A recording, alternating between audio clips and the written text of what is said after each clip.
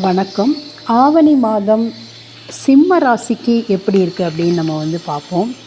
சிம்ம ராசி அப்படின்னாலே சூரியனை அதிபதியாக கொண்டவர்கள், தனிக்காட்டு ராஜாவாக இருக்கக்கூடியவர்கள். இவங்க பேச்சை மற்றவங்க கேட்கணும், அடுத்தவங்க நம்ம பேச்சை விரும்பி கேட்கணும் அப்படின்னு நினைக்கிறவங்க தனித்தன்மையாக இருப்பீங்க. என்றைக்குமே சூரியன் எப்படி ஒரு வெளிச்சத்தை வாழ்க்கைக்கு ஒரு ஒளியை தராரோ அதுபோல் நீங்கள் மற்றவர்களுக்கு நல்லதை எடுத்து சொல்லக்கூடிய, அடுத்தவர்களுக்கு உதவக்கூடிய, அடுத்தவர்களுக்கு நல்லது செய்யக்கூடிய ஒரு நல்ல மனிதராக இருப்பீங்க. உங்கள் ஜாதகத்தில் சூரியன் நல்ல இடங்களில் 2ஆம் இடம், 7ஆம் இடம், 5ஆம் இடம், 11ஆம் இடம் இது போன்ற இடங்களில் இருந்தால் நீங்கள் கண்டிப்பாக பெரிய ஒரு நல்ல வேலையில் இருப்பீங்க. தனிக்காட்டு ராஜாவாக இருப்பீங்க, அரசாங்க வேலையில் இருப்பீங்க, இல்லை அதிகாரியாக இருப்பீங்க. மாணவர்கள்னால் நல்லா படிப்பாங்க. அதாவது உங்களுக்கு அரசாங்கத்தில் ஒரு தனி இடம் இருக்கும். பென்ஷன் வாங்குவீங்க, அரசாங்க பென்ஷன் வாங்குவீங்க, நல்லபடியாக வேலை கிடைக்கும். அது மாதிரி உங்களுடைய சூரியன் நீங்கள் என்றைக்குமே சிம்ம ராசி நேயர்கள் காலையில் எழுந்தவுடன் குளித்து முடித்து சூரிய பகவானை வணங்கிவிட்டு தான் நீங்கள் சாப்பிடவே செய்யணும். அது மாதிரி இருந்தீங்கன்னா உங்களுடைய வாழ்க்கையில் மேலும் மேலும் பல நன்மைகள், யோகங்கள், அதிர்ஷ்டங்கள் எல்லாமே கிடைக்கும்.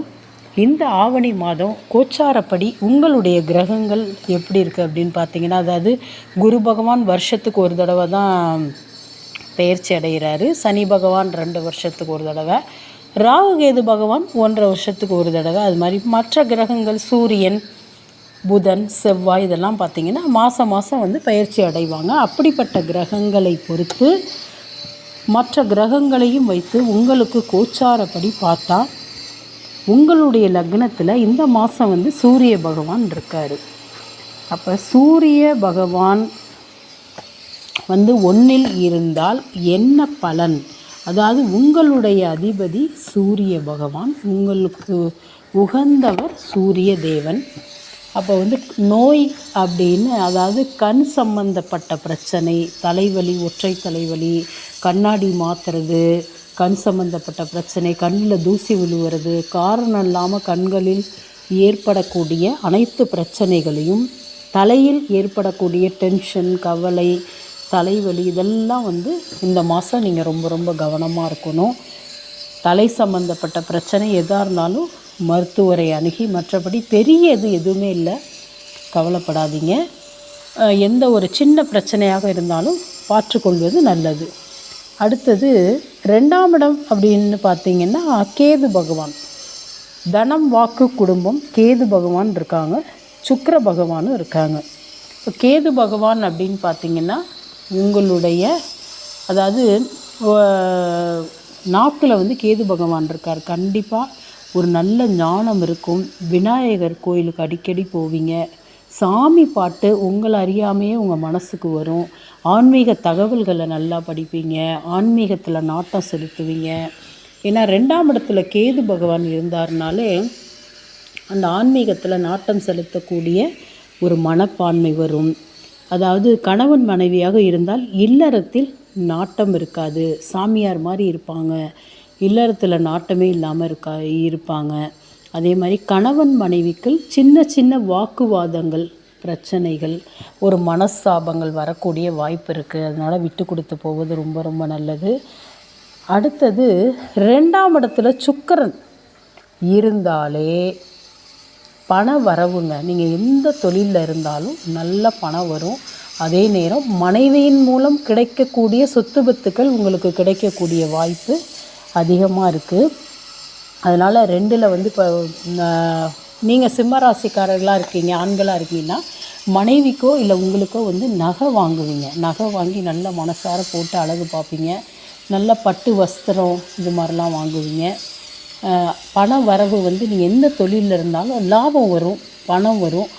அதுலேயும் நீங்கள் 2ஆம் இடத்துல சுக்கிரன் அப்படின்னாலே மனைவியை குறிக்கக்கூடிய கிரகம். அதனால் எதாக இருந்தாலும் உங்கள் மனைவி கையில் கொடுத்துட்டு வாங்கிக்கிங்க. அதே மாதிரி நீங்கள் எந்த நிறுவனத்தில் இருந்தாலும் உங்கள் மனைவியை கொஞ்ச நேரம் அந்த கல்லாவில் உட்கார வச்சிங்கன்னா அவங்களுடைய ஒரு ஆசீர்வாதத்தை, அவங்களுடைய ஒரு ஆண்டவனின் அனுகிரகம் மூலம் உங்களுக்கு பலவித நன்மைகள், லாபங்கள் கண்டிப்பாக கிடைக்கும். அடுத்தது பார்த்திங்கன்னா 7ல் சனி, கலஸ்திரஸ்தானம், குடும்பஸ்தானம், கூட்டு தொழில் ஸ்தானம். இதில் சனி பகவான் இருக்கார். நண்பர்கள் எல்லாமே. அதனால் கூட்டு தொழில் பண்ணிங்கன்னா யாரையும் நம்பி பணத்தை போடாதீர்கள். கண்டிப்பாக அதில் வந்து நஷ்டம் ஏற்படும், ஏமாந்துருவீங்க. கலஸ்தரஸ்தானம் 7ல் சனி இருக்கிறதுனாலே குடும்பத்தில் பலவித பிரச்சனைகள் வரும். சொந்தக்காரவங்கள் மூலியமாக வரும். உங்களுடைய மனைவி, குடும்பம், பிள்ளைகள், மாமனார், மாமியார் யாராக இருந்தாலும் பிரச்சனையில் மாட்டிக்கிட்டு மிழுப்பீங்க. அதே நேரம் வயதானவர்களை வைத்து நீங்கள் பார்க்கக்கூடிய ஒரு நிலைமை ஏற்படும். அந்த வயசானவங்களை வச்சுக்கிட்டு பார்த்துப்பீங்க. அதன் மூலம் ஏற்படக்கூடிய மருத்துவ செலவும் உங்களுக்கு ஏற்படும். அதனால் ரொம்ப ரொம்ப கவனமாக இருங்க. டஸ்ட்டு, தூசி, அலர்ஜி இதெல்லாம் கவனமாக இருங்க. பற்கள் சம்மந்தப்பட்ட பிரச்சனை எதுவாக இருந்தாலும் அதில் கவனமாக இருங்க. முன்னாடியே மருத்துவரை பார்த்துக்கிறது ரொம்ப ரொம்ப நல்லது. அடுத்தது 8ல் ராகு அப்படின்னாலே வியாதி. ராகு அப்படின்னாலே வயிற்றுக்கு கீழே உள்ள பகுதி எல்லாமே ராகு தாங்க. அப்போ வந்து குடல் சம்மந்தப்பட்டது, கிட்னி சம்மந்தப்பட்டது, மலக்குடல் எல்லாமே வந்து ராகு. கால் சம்மந்தப்பட்டது எல்லாமே. இப்போ அதில் வந்து ஒரு செரிமானம் இல்லாமல் இருக்கலாம், வந்து அது மாதிரிலாம் இருக்கலாம். அதனால் ஒரு மருத்துவரை அணுக வேண்டிய ஒரு சூழல் ஏற்படும். அதுதானே தவிர மற்றபடி எந்த இதுவும் இல்லை, பெரிய எந்த இதுவுமே இல்லை, பயப்படாதீங்க.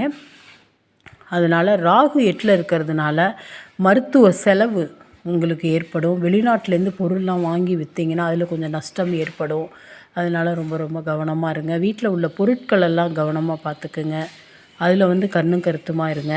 இது மாதிரிலாம் இருக்குது. 2வது காரு, வண்டி இதெல்லாம் வச்சுருந்தீங்கன்னா கொஞ்சம் பழுது ஏற்படக்கூடிய ஒரு ரிப்பேர் ஆகும். அதெல்லாம் ஏற்படக்கூடிய வாய்ப்பு இருக்குது. அதில் செலவு பண்ணணும், அதை பார்த்துக்குங்க. 10ல் ஒரு பாவியாவது இருக்கணும் அப்படின்னு சொல்லுவாங்க. 10ல் உங்களுக்கு குரு பகவான் இருக்கார். குரு பகவான் அப்படின்னாலே பொன்னவன், மங்களத்தை தரக்கூடியவர். அப்போ வந்து உங்களுக்கு 10ல் குரு இருப்பதால் தொழில் ஸ்தானம். எனவே கண்டிப்பாக இடப்பெயர்ச்சி உண்டு, ப்ரமோஷன் உண்டு. வேறு எங்கேயாவது ஊருக்கு மாற்றுவாங்க. அதை வந்து நீங்கள் ஏற்றுக்கொண்டு தான் ஆக வேண்டும். இல்லைன்னா தொழிலில் பல பிரச்சனைகள் வரும். உங்களுடைய மேல் அதிகாரிகிட்ட நீங்கள் நல்ல பேர் வாங்குறது ரொம்ப ரொம்ப கஷ்டம். அதனால் ரொம்ப கவனமாக இருங்க. ஏன்னா தொழில்காரகன் என்று சொல்லக்கூடிய சனி பகவான் 7ல் உட்கார்ந்துருக்காரு. பலவித பிரச்சனைகளை உண்டு பண்ணுவார். மேலதிகாரிகள் எது சொன்னாலும் தலையை ஆட்டிக்கொண்டு வாயை திறக்காமல் சரி சரி என்று போவது உங்களுடைய தொழிலுக்கு ரொம்ப ரொம்ப நல்லது. சம்பள உயர்வு வரும். அதே நேரம் வேலையும் அதிகமாக இருக்கும். கண் விழித்து பார்க்கக்கூடிய வேலையாக இருக்கும். அடிக்கடி பிரயாணம் போவீங்க, ஊருக்கு போவீங்க, வருவீங்க. இது மாதிரி பணத்தை சேர்த்து ஒரு நல்ல இது தான் பண்ணுவீங்களே தவிர மற்றபடி எந்த கவலையும் படாதீங்க. 11ஆம் இடத்தில் லாபஸ்தானத்தில் செவ்வாய் பகவான் இருக்கிறார். செவ்வாய் பகவான் அப்படின்னாலே மங்களகாரகன், பூமிக்காரகன் என்று சொல்லக்கூடிய செவ்வாய் பகவான் 11ல் லாபஸ்தானத்தில் இருப்பதால் பூமி சம்மந்தப்பட்ட யோகம் இருக்குது. ரியல் எஸ்டேட்லாம் பண்ணிக்கிட்டு இருந்தீங்கன்னா அதில் உங்களுக்கு நல்ல யோகம் கிடைக்கும், நல்ல லாபம் கிடைக்கும்.